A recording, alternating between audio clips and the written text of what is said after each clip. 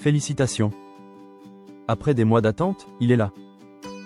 Ce petit tas de poils qui sent bon le chiot, qui vous regarde avec des yeux pleins d'amour. Vous avez acheté le plus beau panier, les meilleurs jouets, et vous pensiez que tout serait parfait. Mais voilà la réalité, on est à la 3e nuit, il est 3 heures du matin, vous êtes assis sur le carrelage froid de la cuisine en train d'essuyer un énième accident, et vous vous demandez: qu'est-ce que j'ai fait? Ne culpabilisez pas. Ce que vous ressentez a un nom, le puppy blues. C'est ce mélange d'épuisement, de stress et de regrets passagers qui frappe presque tous les nouveaux propriétaires. On vous vend du rêve sur Instagram, mais ici, sur Éduque ton chiot, on va parler vrai. Dans cette vidéo, je vais vous prendre par la main pour vos 7 premiers jours. On va transformer ce chaos en une cohabitation sereine. On va voir comment gérer les pleurs, la propreté, et surtout, comment ne pas briser la confiance de votre chiot dès la première semaine. Prenez un café, installez-vous, on commence maintenant. Le jour J pour vous, c'est le plus beau jour. Pour lui, c'est le jour où il a perdu sa mère, ses frères et sœurs, et toutes ses odeurs de référence. C'est un traumatisme. La première erreur, c'est de vouloir lui présenter toute la famille, les voisins et le chat dès la première heure. Stop! Le mot d'ordre aujourd'hui, c'est la limitation.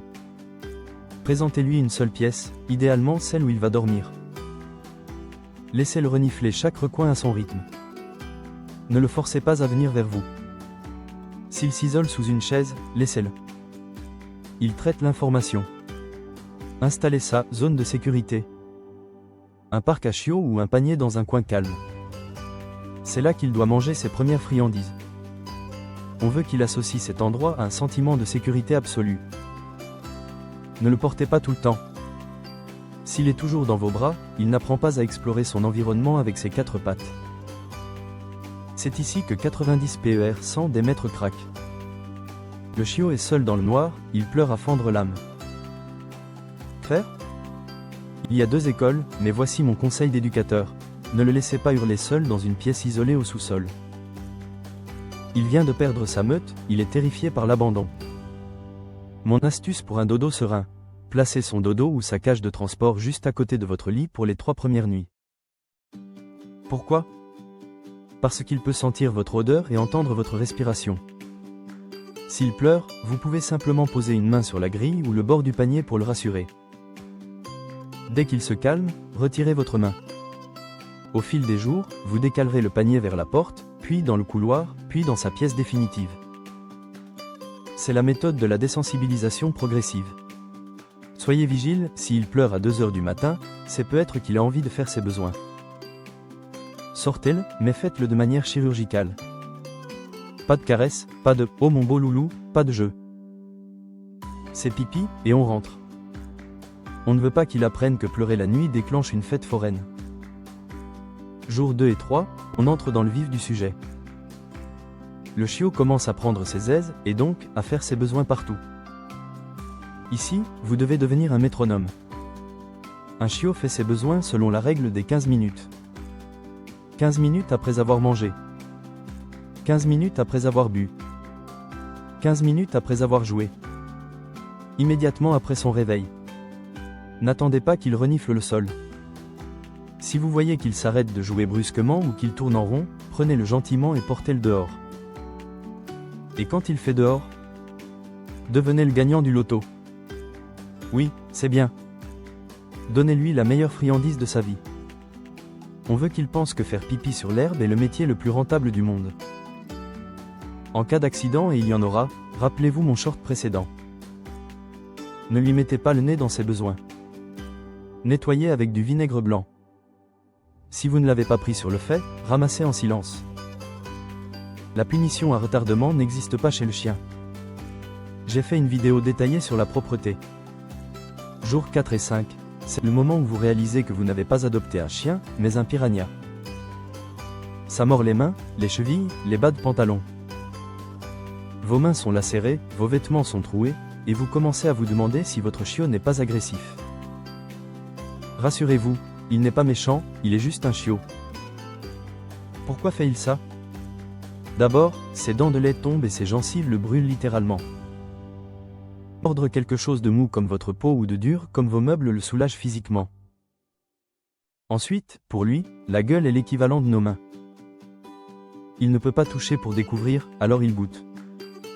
L'erreur fatale que tout le monde fait est d'utiliser ses mains pour jouer. Si vous chahutez avec lui avec vos mains nues, vous lui envoyez le message que votre peau est un jouet. Résultat ? Quand vous essaierez de lui mettre son collier, il vous croquera parce qu'il pense que la partie de jeu continue. Règle numéro 1. La main n'est jamais un jouet, la main est faite pour le caresser.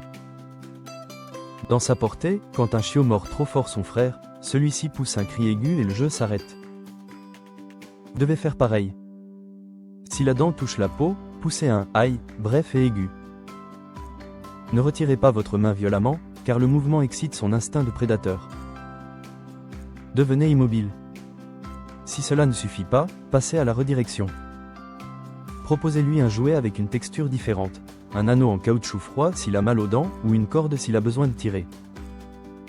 Mais si cela ne suffit pas, utilisez le time-out social. Par exemple, si votre chiot est en transe et ne lâche plus vos chevilles, ne criez pas, ne le repoussez pas brusquement. Faites l'inverse, partez. Levez-vous, croisez les bras, et quittez la pièce pendant 30 secondes. Pour un chiot, votre attention est sa plus grande récompense. Lui retirer votre présence est la punition la plus efficace au monde. Détail très important, apprenez à vos enfants à faire de même. Un enfant qui court en criant devant un chiot, c'est une proie pour lui. C'est le meilleur moyen de déclencher l'instinct de chasse. Écoutez bien ceci, 80 PER sans des crises de mordillement frénétiques arrivent parce que le chiot est épuisé. Un chiot a besoin de 18 à 20 heures de sommeil. S'il s'acharne sur vous à 19 heures, ce n'est pas qu'il veut jouer, c'est qu'il est survolté par la fatigue. Il n'arrive plus à se contrôler. Au lieu de s'énerver, mettez-le au calme avec une friandise à mâcher pour l'aider à descendre en pression et à s'endormir. Jour 6 et 7, on arrive au bout de la première semaine. Il est temps de lui montrer que le monde extérieur n'est pas un monstre. Beaucoup attendent les vaccins complets pour sortir le chiot. C'est une erreur de socialisation. Portez-le dans vos bras ou utilisez une poussette si besoin, mais sortez-le. Faites-lui entendre des bruits de voitures, des sirènes, montrez-lui des vélos, des gens avec des chapeaux, des parapluies. On ne cherche pas à ce qu'il aille voir tout le monde, on cherche à ce qu'il soit indifférent. S'il a peur, ne le forcez pas. Reculez de quelques mètres, attendez qu'il se calme, et récompensez. On construit sa confiance, pierre par pierre. En 7 jours, vous n'aurez pas un chien parfaitement éduqué. Mais vous aurez posé les fondations. Le secret de cette semaine, ce n'est pas l'obéissance, c'est la confiance. Chaque fois que vous ne criez pas, chaque fois que vous le guidez avec calme, vous lui prouvez que vous êtes un leader fiable. Le puppy blues va s'estomper, je vous le promets. Bientôt, ces nuits blanches ne seront plus que des souvenirs et vous aurez à vos côtés le meilleur compagnon du monde. Si cette vidéo vous a aidé à déculpabiliser ou à mieux comprendre votre petite boule de poil, n'oubliez pas de vous abonner. On se retrouve très vite pour la suite de son éducation. Et d'ici là, soyez patient, soyez cohérent. Et surtout, profitez d'eux. Il ne reste petit qu'une seule fois. C'est Éduque ton chiot, à bientôt.